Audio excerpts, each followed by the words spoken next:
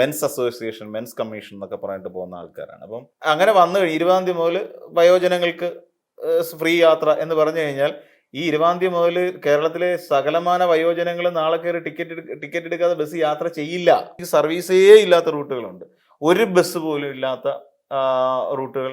അത് സ്വകാര്യ ബസ് കൈയടക്കി വെച്ചിരിക്കുന്ന റൂട്ടുകളാണ്. അതെല്ലാം സൗജന്യമായി കൊടുക്കാൻ കഴിഞ്ഞില്ല എങ്കിൽ തന്നെയും അവർക്കൊരു കൺസെഷൻ കൊടുക്കാം. മീൻസ് ഇപ്പം 60 വയസ്സിന് മുകളിലാണ് പ്രായം എന്നുണ്ടെന്നുണ്ടെങ്കിൽ, സീനിയർ സിറ്റിസൺ ആണെന്നുണ്ടെങ്കിൽ അവർക്കിപ്പം 100 രൂപ ടിക്കറ്റ്, ഒരു 100 രൂപ ടിക്കറ്റ് ആണെങ്കിൽ ഒരു 50% അവർക്ക് ഡിസ്കൗണ്ട് ചെയ്ത് കൊടുക്കുന്നതിൽ തെറ്റില്ല.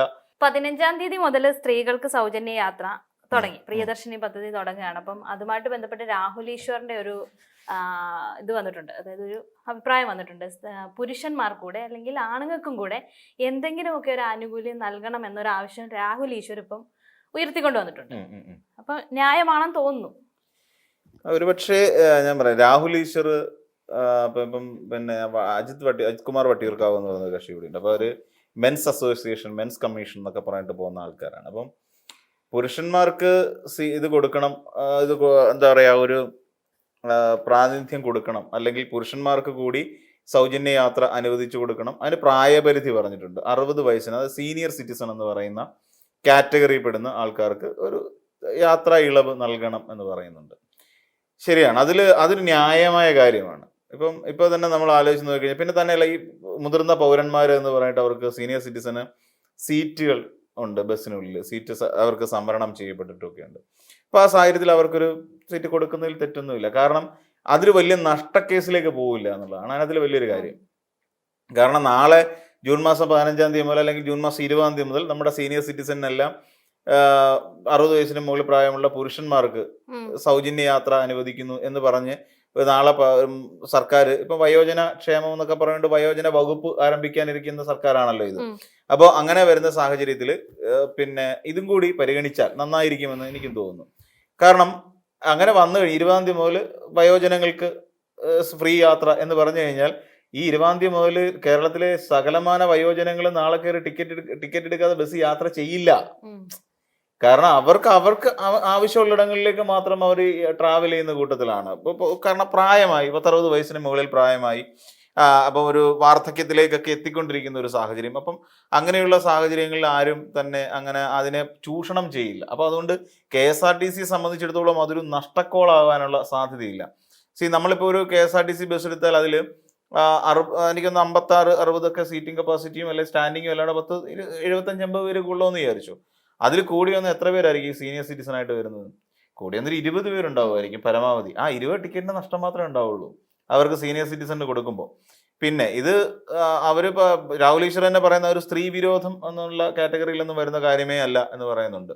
സ്ത്രീകൾക്ക് സൗജന്യ യാത്ര നല്ലതാണ്. പക്ഷേ ഇപ്പോഴുണ്ടാക്കിയൊരു പ്രധാന പ്രശ്നം, കേരളത്തിലെ എല്ലാ സ്ത്രീകൾക്കും ഈ ഒരു സൗജന്യം ലഭിക്കുമോ എന്നുള്ളത് തന്നെ. ഇപ്പം നമ്മൾ നേരത്തെ ചർച്ച ചെയ്തുകൊണ്ടിരുന്നൊരു കാര്യം അതാണ്. നേരത്തെയും എല്ലാ സ്ത്രീകൾക്കും ഈ സൗജന്യം ലഭിക്കില്ല. കാരണം മലപ്പുറം ജില്ലയിൽ 98 ബസ്സുകളാണ് ഓർഡിനറി ഉള്ളത്, മലപ്പുറം ജില്ലയിൽ മാത്രമായി. അപ്പോൾ ഈ 98 ബസ്സുകൾ, മലപ്പുറം ജില്ല സാമാന്യം വലിയൊരു ജില്ലയാണ്.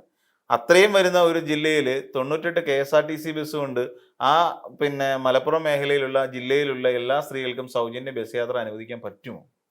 KSRTCയെ സംബന്ധിച്ചിടത്തോളം വെറും 98 ബസ്സാണ്. ബാക്കി എല്ലായിടത്തും ഏറ്റവും കൂടുതലുള്ളത് എനിക്ക് 600-ലധികം ബസ്സുകളുള്ളത് തിരുവനന്തപുരം ജില്ലയിലാണ്. തിരുവനന്തപുരം ജില്ലയിൽ ആകമാനം 600 ചില്ലുവാനം ബസ്സുകളാണ് ഇന്ന് ഓർഡിനറി ബസ്സുകളായിട്ടുള്ളത്.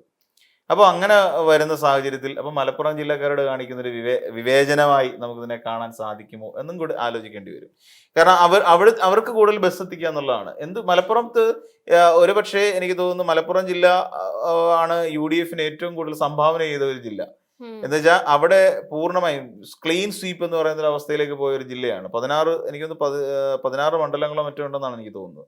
അപ്പോൾ അത്രയും മണ്ഡലങ്ങളിലും പൂർണ്ണമായി വിജയിക്കാൻ കഴിഞ്ഞു UDFനെ സംബന്ധിച്ച്. അപ്പോൾ അങ്ങനെയുള്ള ഒരു ജില്ലയിൽ ഇതിന്റെ ഗുണം ലഭിക്കുന്നില്ല എന്ന് പറയുമ്പോൾ ഒന്ന് ആലോചിച്ച് നോക്കൂ. അവിടെ ഇനി ചെയ്യേണ്ട കാര്യം വെച്ചാൽ ഇപ്പം 98 500-ലധികം അല്ലെങ്കിൽ ഒരു 1000-ഓളം വരുന്ന പ്രൈവറ്റ് ബസ്സുകൾ എടുക്കേണ്ടി വരും. വാടകയ്ക്കെടുത്ത് അവിടെ സർവീസ് KSRTC എന്നുള്ള പേരിൽ സർവീസ് നടത്തേണ്ടി വരും. എങ്കിൽ മാത്രമേ അവിടെയുള്ള മലപ്പുറത്തുള്ള അല്ലെങ്കിൽ മലബാർ മേഖലകളിലുള്ള വനിതകൾക്ക് ഈ ഒരു സൗകര്യം ലഭിക്കുകയുള്ളൂ എന്നുള്ളതാണ് ഇതിനകത്തിലെ ഏറ്റവും പ്രധാനപ്പെട്ട ഒരു കാര്യം. പിന്നെ ഈ പറയുന്ന പോലെ മറ്റൊരു കാര്യം കൂടി നമ്മൾ ആലോചിച്ച് നോക്കിക്കഴിഞ്ഞാൽ, എല്ലാ വനിതകൾക്കും ഞാൻ നേരത്തെ സൂചിപ്പിച്ച പോലെ ഈ ഒരു സൗജന്യം ലഭിക്കില്ല, അവർക്ക് മാത്രം. ഇനി അത് ഉണ്ടാക്കി വെക്കാൻ പോകുന്ന ഒരു നഷ്ടം ഇതിനു മുമ്പ് നമ്മൾ ചർച്ച ചെയ്ത ഈ സ്വകാര്യ ബസ്സുകളെല്ലാം കൂടി എടുത്തു കഴിയുമ്പോൾ ഈ പറയുന്ന 1000-ഓളം വരുന്ന സ്വകാര്യ ബസ്സുകൾ മലപ്പുറം ജില്ല 1000 വേണ്ട എങ്കിൽ തന്നെ 1000-600 വേണ്ടി വരും. മലപ്പുറം ജില്ലയിലേക്ക് തന്നെ ഒരു ബാക്കിയുള്ള ജില്ലകളുമായി കോമ്പൻസേറ്റ് ചെയ്ത് പോകണമെങ്കിൽ തന്നെ ഏകദേശം ഒരു 300 ബസ്സെങ്കിലും അല്ലെങ്കിൽ 200 ബസ്സെങ്കിലും അവിടെ ഓടിക്കേണ്ടി വരും മലപ്പുറം ജില്ലയ്ക്ക് വേണ്ടി മാത്രം. ബാക്കി ഒരു 300 ബസ്സുകൾ കുറവുള്ള ജില്ലകളിലേക്ക് കൊടുക്കുക എന്നുള്ളതാണ്, കൊടുത്തിട്ട് അങ്ങനെ മാനേജ് ചെയ്ത് പോവുക എന്നുള്ളതാണ്. അപ്പോൾ അതുണ്ടാക്കി ഇപ്പം തന്നെ പറയുന്നത് പ്രതിമാസം 70 കോടി രൂപയാണ് സംസ്ഥാന സർക്കാരിന് ഇതുമൂലം നഷ്ടമുണ്ടാകാൻ പോകുന്നത്. ഇത് തെറ്റായ ഒരു പ്രവണതയല്ല, പക്ഷേ ഇത് വേണ്ടും വിധത്തിൽ അതിനെ കാറ്റഗറൈസ് ചെയ്തതിന് ശേഷം മാത്രമേ ഇത് ഉപയോഗിക്കാൻ അല്ലെങ്കിൽ ഈ ഒരു പദ്ധതി നടപ്പിലാക്കാൻ പാടുണ്ടായിരുന്നുള്ളൂ എന്നുള്ളതാണ് അതിനകത്തിൽ നമുക്കുള്ള ഒരു പ്രധാനപ്പെട്ട അഭിപ്രായം. അപ്പോൾ അതോടൊപ്പം തന്നെ ഈ പുരുഷന്മാർക്ക് കൊടുക്കുന്നില്ല എന്ന് പറഞ്ഞുകൊണ്ട് ഇവിടെ സമരം ചെയ്യാനൊന്നും പറ്റില്ല. പുരുഷന്മാരെ സംബന്ധിച്ചിടത്തോളം ഈ പറയുന്ന നമ്മൾ 2 വീലർ ഉപയോഗിക്കുന്നവരാണ്. കൂടുതൽ പുരുഷന്മാരെ സംബന്ധിച്ചിടത്തോളം അവർക്ക് 2 വീലറിൽ യാത്ര ചെയ്യാനാണ് അവർക്ക് താല്പര്യം. കാരണം ബസ്സിൽ കയറുക, ബസ്സിൽ അവിടെ നിന്നിട്ട് മുടിഞ്ഞു വാരി അവിടെ നിന്ന് ബസ്സിൽ കയറി ഈ കമ്പിയിലും തൂങ്ങിക്കിടന്നിട്ട് യാത്ര ചെയ്യാനൊന്നും ഇന്ന് പുരുഷന്മാരാരും തയ്യാറാവില്ല. അവർക്ക് 2 വീലറിൽ ആക്സസിബിലിറ്റി ഉള്ളതാണെന്നുണ്ടെങ്കിൽ പോകേണ്ടി വരും. പിന്നെ അതിൽ ഏറ്റവും വേറൊരു കാര്യം, എല്ലാവർക്കും കിട്ടില്ല എന്ന് പറഞ്ഞിട്ട് പ്രധാനപ്പെട്ട കാര്യം, ഇനിയിപ്പോൾ KSRTC സർവീസുകൾ ഇല്ലാത്ത ചില റൂട്ടുകളുണ്ട്. അതൊരു വലിയ പ്രശ്നമാണ്. KSRTCക്ക് സർവീസേ ഇല്ലാത്ത റൂട്ടുകളുണ്ട്, ഒരു ബസ് പോലും ഇല്ലാത്ത റൂട്ടുകൾ. അത് സ്വകാര്യ ബസ് കൈയടക്കി വെച്ചിരിക്കുന്ന റൂട്ടുകളാണ് അതെല്ലാം. അവിടെ ഓർഡിനറി ബസ് ഓടിക്കാൻ പറ്റില്ല.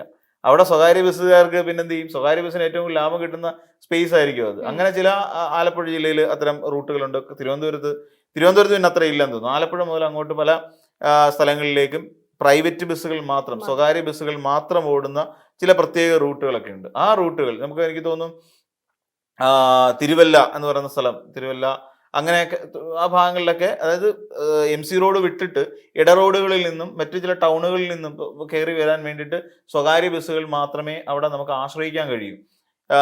അവിടെ ഈ പറയുന്ന പത്തനംതിട്ട എന്ന് പറയുന്ന സ്ഥലം, ചില നമ്മുടെ തീരദേശ ആലപ്പുഴയിൽ നിന്നൊക്കെ പോകുന്നവർക്ക് പത്തനംതിട്ടയിലേക്ക് ആക്സസിബിലിറ്റി കിട്ടാൻ സ്വകാര്യ ബസ്സുകൾ പലതും മാറി കയറേണ്ട ഒരു അവസ്ഥയൊക്കെ ഉണ്ട്. അപ്പം അങ്ങനെ വരുന്നിടത്ത് ചില സ്വകാര്യ ബസ്സുകൾ മാത്രം കിട്ടും. അവിടെ ഈ പറയുന്ന പോലെ വനിതകൾക്ക് ഒരു ഇത് കിട്ടാനുള്ള സാധ്യത വളരെ വളരെ കുറവാണ്. കാര്യം സ്വകാര്യ ബസ്സുകൾ എന്തായാലും കിട്ടില്ലല്ലോ.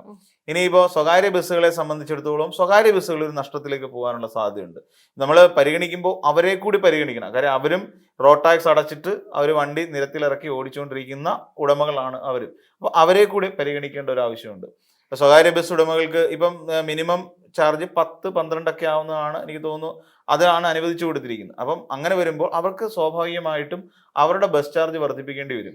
സ്ത്രീകളെല്ലാവരും ഈ പറയുന്ന ബസ്സുകളിലേക്ക് മാറും, പിന്നെ ഈ KSRTC ബസ്സുകളിലേക്ക് മാറുമ്പോൾ ഇവിടുത്തെ സ്ത്രീ യാത്രക്കാരാണ് ഏറ്റവും കൂടുതൽ, പുരുഷന്മാർ കുറവാണ്. അപ്പോൾ അങ്ങനെ വരുമ്പോൾ പുരുഷന്മാരെല്ലാം ഇതിനകത്തേക്ക് പോകും, ഈ പ്രൈവറ്റ് ബസ്സുകളിലേക്ക് വരും. പ്രൈവറ്റ് ബസ്സുകളിലേക്ക് വന്നു കഴിഞ്ഞാൽ തന്നെയും എന്തോരം കിട്ടാനാണ്? പുരുഷന്മാർ യാത്ര ചെയ്യുമ്പോൾ പല ബസ് സമയത്തും 10-12 വെറും പേര് മാത്രമായി ചിലപ്പോൾ ഈ സ്വകാര്യ ബസ്സുകൾക്ക് സർവീസ് നടത്തേണ്ടി വരും. ഇപ്പം തന്നെ പലയിടങ്ങളിലും ഇപ്പോൾ ഒരു രാവിലത്തെയും വൈകുന്നേരത്തെയും റഷ് ടൈം ഉണ്ടല്ലോ, ആ ടൈം കഴിഞ്ഞാൽ പലപ്പോഴും വണ്ടികളിൽ പൊതുവെ ആൾ കുറവാണ്. അതായത് ഒരു ഉച്ച സമയമൊക്കെ ആണെന്നുണ്ടെങ്കിലും ഈ ഒരു 10-11 മണിക്ക് ശേഷം ഒരു വൈകിട്ട് 3-3:30 വരെയൊക്കെയുള്ള ടൈമിൽ പൊതുവെ ബസ്സുകളിലൊക്കെ ആൾക്കാരുടെ എണ്ണമൊക്കെ വളരെ കുറവാണ്. അപ്പം ഇതെല്ലാം പരിഗണിക്കേണ്ടി വരുന്ന സാഹചര്യമുണ്ട്. അപ്പം അങ്ങനെ വരുമ്പോൾ ആ സമയത്ത് യാത്ര ചെയ്യുന്ന ഒരു സ്ത്രീകളാണെങ്കിൽ അവർക്ക് ടിക്കറ്റ് കൊടുക്കാൻ പറ്റില്ലല്ലോ. പിന്നെ ഇങ്ങനെ വരുന്ന സാഹചര്യത്തിൽ പുരുഷന്മാർക്ക് അവർ പറയുന്ന പോലെ തന്നെ പുരുഷന്മാർക്കും ഒരു ചെറിയ കൺസെഷൻ ആനുകൂല്യം, പിന്നെ അത് വയോജന പിന്നെ എന്താ പറയാ സൗഹൃദമായ ഒരു സംസ്ഥാനമാണിത്. വയോജനങ്ങൾക്ക് വേണ്ടിയിട്ട് അവരുടെ ഇത് വരിക ഇന്ത്യയിൽ ആദ്യമായി വയോജനങ്ങൾക്ക് വേണ്ടിയിട്ട് ഒരു വകുപ്പ് പോലും തുടങ്ങാൻ ആഗ്രഹിക്കുന്ന ഒരു സർക്കാരാകുമ്പോൾ തീർച്ചയായിട്ടും ഈ പറയുന്ന രാഹുൽ ഈശ്വറിന്റെ വാദങ്ങൾ, അല്ലെ രാഹുൽ ഈശ്വർ ഉയർത്തുന്ന ഒരു ആവശ്യം അനുഭാവപൂർവ്വം പരിഗണിക്കാവുന്നതാണ്. കാരണം അതുമൂലം KSRTCക്ക് വലിയൊരു ഭീകരമായ നഷ്ടത്തിലേക്കൊന്നും പോകില്ല.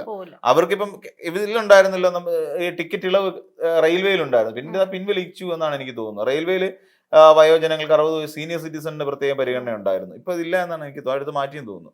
അപ്പം ബസ്സുകളിൽ KSRTC ബസ്സുകളിലെങ്കിലും ആ ദീർഘദൂരം കൊടുത്താലും തെറ്റില്ല എന്നാണ്. അവർക്കൊരു ഇൻ കേസ് ഫ്രീ കൊടുക്കാൻ പറ്റിയില്ല എങ്കിൽ തന്നെ, ഇപ്പൊ സൗജന്യമായി കൊടുക്കാൻ കഴിഞ്ഞില്ല എങ്കിൽ തന്നെയും അവർക്കൊരു കൺസെഷൻ കൊടുക്കാം. മീൻസ് ഇപ്പം 60 വയസ്സിന് മുകളിലാണ് പ്രായം എന്നുണ്ടെന്നുണ്ടെങ്കിൽ, സീനിയർ സിറ്റിസൺ ആണെന്നുണ്ടെങ്കിൽ അവർക്കിപ്പം 100 രൂപ ടിക്കറ്റ്, ഒരു 100 രൂപ ടിക്കറ്റ് ആണെങ്കിൽ ഒരു 50% അവർക്ക് ഡിസ്കൗണ്ട് ചെയ്ത് കൊടുക്കുന്നതിൽ തെറ്റില്ല എന്ന് തോന്നുന്നു. കാര്യം ദീർഘദൂര ബസ്സുകളിൽ, കാര്യം ഇപ്പം ഇവിടുന്ന് എറണാകുളത്തേക്കോ മറ്റോ പോകുന്ന ഒരു ടിക്കറ്റ് ചാർജ് ഒരു 200-300 രൂപയ്ക്കകത്താണെന്നുണ്ടെങ്കിൽ അവർക്ക് 150 രൂപയ്ക്ക് അറേഞ്ച് ചെയ്ത് കൊടുക്കുന്നതിലും തെറ്റില്ല. കാരണം അതൊക്കെ അങ്ങനെയാണെന്നുണ്ടെങ്കിൽ തന്നെ ഈ വയോജന സംരക്ഷണം എന്ന് പറയുന്ന കാര്യത്തിലൊക്കെ ഒരു ഇതുണ്ടാവും. അത് സ്ത്രീകൾക്ക് പൊതുവെ അപ്പം 60 വയസ്സിന് മുകളിൽ പ്രായമുള്ള അമ്മമാർക്കും അത് ബാധകമാണ്. അവർക്ക് നൽകാം, അവർക്കും നൽകുന്നതിൽ തെറ്റൊന്നുമില്ല. അപ്പം ആ രീതിയിലൊക്കെ അതും കൂടി പരിഗണിച്ചാൽ അനുഭാവപൂർവ്വം പരിഗണിച്ചു കഴിഞ്ഞാൽ നന്നായിരിക്കും എന്നാണ് എൻ്റെ ഒരു അഭിപ്രായം.